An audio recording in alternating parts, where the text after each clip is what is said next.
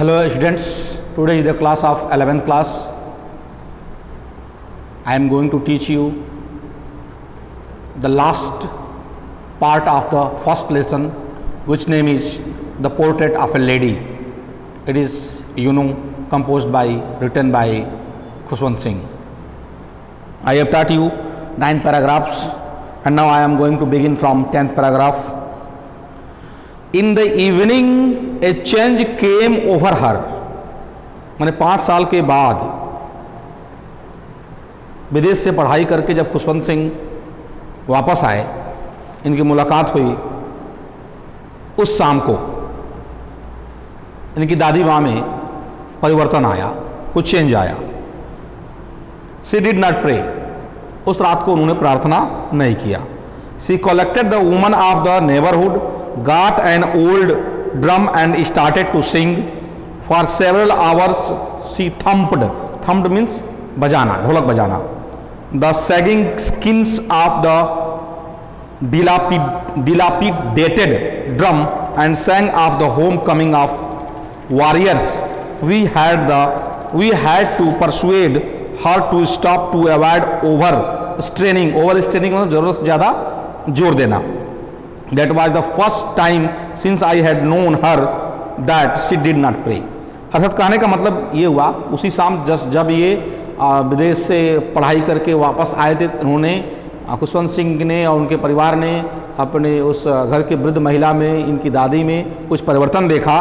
परिवर्तन क्या देखा? उस दिन उन्होंने उस शाम को प्रार्थना नहीं किया. उन्होंने आसपास के सभी औरतों को इकट्ठा किया, एक ढोलक ली और उस ढोलक को, उस ड्रम को वह बजाने लगी और घंटों तक वह उस ढोलक पर वीरों के आगमन का गीत गाती रही. ढोलक बजाती रही, गीत गाती रही. और बहुत देर तक जब वो गाती रही तो इन लोगों को लगा कि अब ज़्यादा हो रहा है, तो बहुत उन लोगों ने यानी खुशवंत सिंह ने उनको मनाया कि अब रहने दीजिए, अब ढोलक बजाने की ज़रूरत नहीं है, बहुत हो गया है. ऐसा पहली बार हुआ था जब उन्होंने प्रार्थना नहीं किया था और ढोलक बजाया था. Next paragraph. The next morning she was taken ill. अगली सुबह वह बीमार पड़ गई. It was a mild fever and the doctor told us that it would go. मतलब उनको थोड़ा सा बुखार हुआ था, जैसा कि डॉक्टर ने उन लोगों को बताया. डॉक्टर ने बताया कि इनको थोड़ा फीवर हुआ है, बुखार हुआ है और बहुत जल्दी ही ठीक हो जाएगा, समाप्त हो जाएगा. But my grand mother thought differently. लेकिन मेरी दादी माँ डॉक्टर से कुछ भिन्न सोच रखती थी. वो क्या था? सी told us that her and was near. उन्होंने ये कहा कि अब उनका समय नज़दीक आ गया है. मतलब वह इस दुनिया को अलविदा कह के ईश्वर के पास स्वर्गलोक में जाने वाली हैं, अर्थात मृत्यु को प्राप्त होने वाली हैं. She said that since only a few hours before the close of the last chapter of her life she had omitted means भूल जाना, to pray. She was not going to waste any more time talking to us. मतलब उन्होंने ये कहा, मतलब दादी माँ ने ये कहा, उस महिला ने ये कहा खुशवंत सिंह से कि उनके जीवन का जो अंतिम समय चल रहा है, अंतिम अध्याय चल रहा है, उसमें ऐसा पहली बार हुआ है जब उन्होंने प्रार्थना करना भूल गया है. जब वो प्रार्थना करना भूल गई हैं, ऑमिट कर गई हैं, अब इस समय से वह प्रार्थना करेंगी, झूठ मूठ के बात करने में अपना समय नष्ट नहीं करेंगी. We protested. हम लोगों ने विरोध किया, मतलब हम लोगों ने मना किया. But she ignored our protest. लेकिन उन्होंने हम लोगों के विरोध को इग्नोर कर दिया, उसकी अवहेलना कर दी, उसको अनदेखा कर दिया. इग्नोर से अनदेखा करना. शी ले peacefully in bed praying and telling her beads. मतलब ऐसे ही वो बिस्तर में लेटे लेटे भगवान की, ईश्वर की, ऊपर वाले की प्रार्थना करती रही और अपने हाथ में माला लेकर फेरती रही.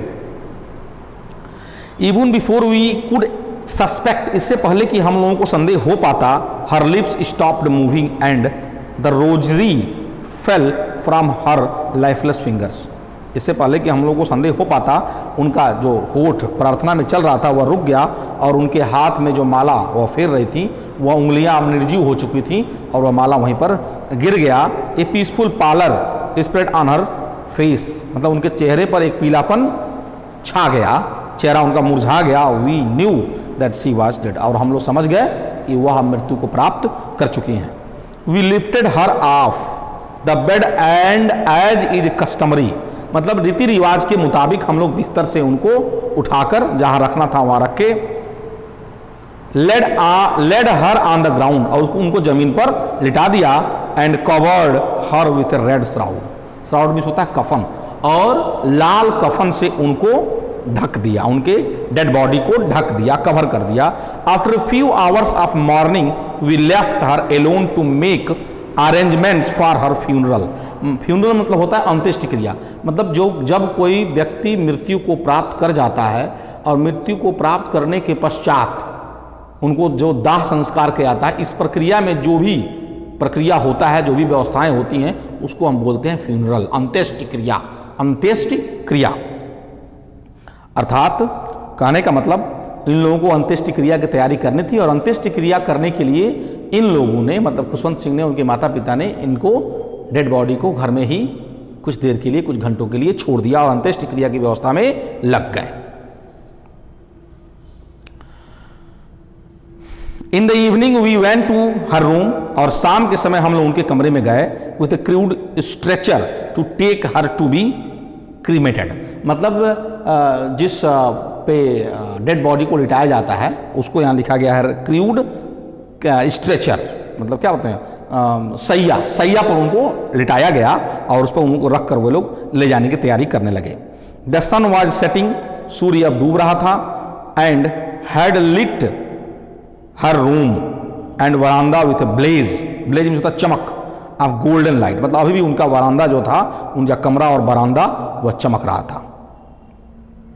We stopped half way in the courtyard, हम लोग आंगन के मध्य में ही रुक गए। All over the verandah and in her room right up to where she lay dead and stiff, stiff में होता अकड़ जाना, जैसे हम जानते हैं जब कोई व्यक्ति मर जाता है तो उसके शरीर में अकड़ान आ जाती है, तो वह स्टिप हो गया था।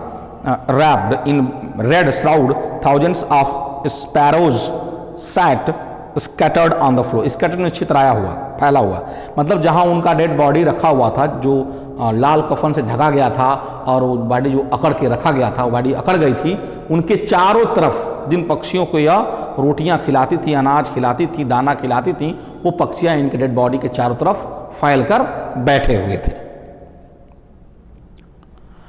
देयर वॉज नो चरपिंग, वो बिल्कुल भी चहचहा नहीं रहे थे, बिल्कुल भी आवाज नहीं कर रहे थे, जैसा कि पहले जब वह जीवित थी किया करती थी। We felt sorry for the birds and my mother fetched, fetch means निकालना, on the fetched some bread for them, she broke it into the little crumbs the way my grandmother use to and threw it to them, मतलब कहने का इस चिड़ियों की स्थिति को देखकर इन लोगों को बड़ा दया आया, और खुशवंत सिंह की माँ गई किचन में और वहाँ से कुछ रोटियाँ निकाल कर आई, और जिस तरह से इनकी दादी माँ रोटियाँ तोड़कर उन चिड़ियों को पहले खिलाया करती थी, उसी तरह से इनकी माँ ने उन रोटियों को टुकड़ा किया और उनको खाने के लिए उनकी तरफ फेंक दिया। She broke into little crumbs, crumb is टुकड़ा, the way my grandmother use to and threw it to them, the sparrows took no notice of the bread, अब पक्षियों ने इन रोटियों के टुकड़े की तरफ ध्यान बिल्कुल भी नहीं दिया। When we carried my grandmother's corpse off, अर्थात जब खुशवंत सिंह की दादी माँ की डेड बॉडी को दफनाने के लिए, दाह संस्कार के लिए ले जाया जा रहा था, तब दे फ्लू अवे क्वाइटली, मतलब जब वो लोग जमीन लेकर आगे बढ़े, वो पक्षियाँ भी वहाँ से शांतिपूर्वक उड़ गईं।